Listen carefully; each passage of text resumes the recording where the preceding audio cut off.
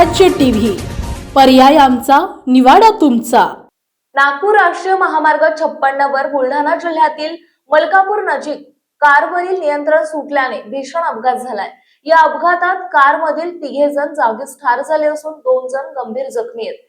दुपेश्वरहून मलकापूरकडे येणारी कार रस्त्यालगत असलेल्या झाडाला धडकून झालेल्या भीषण अपघातात 3 युवकांचा मृत्यू झाला असून 2 गंभीर जखमी झालेत। चालकाचं कारवरील नियंत्रण सुटल्यानं कार रस्त्यालगत असलेल्या झाडाला जोरदार धडकली। धडक इतकी भीषण होती की वाहनाचा चक्काचूर झाला। या अपघातात रुद्र उमेश पवार आणि विनायक जनार्दन अत्तरकर या दोघांचा घटनास्थळीच मृत्यू झाला, तर प्रशांत राजू वणारे, गणेश दीपक इंगळे आणि तक्ष धुरंधर हे गंभीर जखमी झालेत। दरम्यान गंभीर जखमी असलेल्या गणेश दीपक इंगळे यांना पुढील उपचारासाठी अकोला येथील रुग्णालयात हलवण्यात आले होते, मात्र उपचारादरम्यान त्यांचा मृत्यू झाला। त्यामुळे या अपघातातील मृतांचा आकडा 3 पोहोचला आहे। अपघातानंतर स्थानिक नागरिकांनी तात्काळ मदत कार्य करत जखमींना रुग्णालयात दाखल केलं। या भीषण अपघातामुळे मलकापूर परिसरात हळहळ व्यक्त करण्यात येत आहे।